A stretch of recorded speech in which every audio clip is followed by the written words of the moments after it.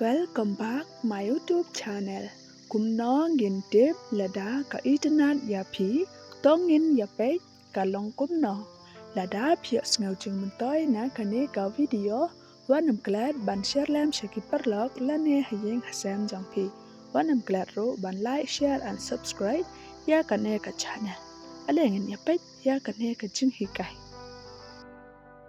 When a girl look at me, kasi haba kakantay kapay siya nga.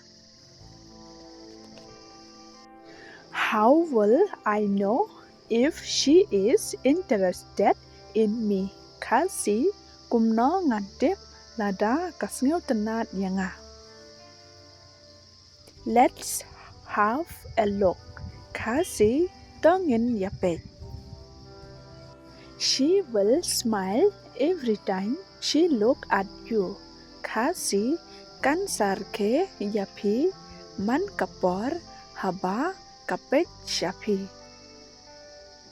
Or you say something to her. Kasi lane piong yanga. A girl eyes constantly search for that one guy. Kasi kikmat jongka kipet bet ban buat yauta ubri. But as soon as he catches her looking at him, she looks away. Henry haba uyoi ya kabaka pech o kapech away.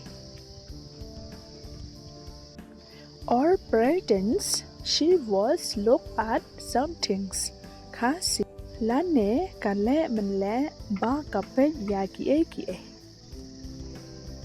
This is the most obvious sign that she like you. Kasi kane kadai kadak kashin baka internet yapi. She listen to you every words that you said. Kasi kasngap yapi man la kikintin bapi ok. She will know what you like and what you don't. Kasi katip ka ay pi internet but ka ay pim internet. Even if you don't remember telling her. Kasi what lada pim kan mau bapi yato yaka.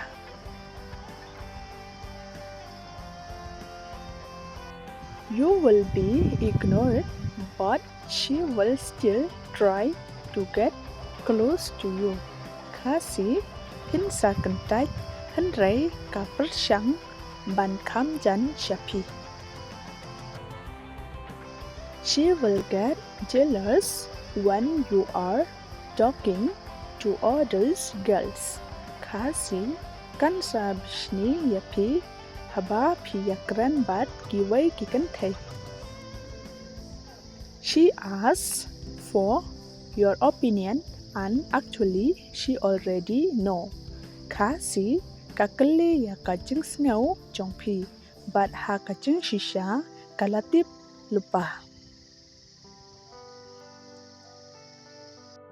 She tries and takes interest in what you like. Kasi kapersyang ban sngaw tanat ya ka ay kaba pi tanat. She turns to look at you. Kasi kapay din but kapit shapi. If you walk by and look at her and she look back. Kasi lada piyay but pipet shaka but kapet shapi. That's the sign they might be interested in you. Kasi kata kadai kadak balik se kasngaw tanat yapi. Maybe she know that you like her. Kasi yo lese katip ba pi tanat yaka. She will never say no. Kasi come to ong em. She will find ways talk to you. Kasi kawat kilat kilenti bankaran yapi. She will tell you more about herself. Kasi kan saya tho yapi shibon shapang jongka. She makes time for you. Kasi kapan light pot daka benta jongpi. She asks for your help on little things. Kasi kapan ya kajeng yarab jongpi what iba kendia dru. Don't forget like, share and subscribe. See you in the next video. Bye.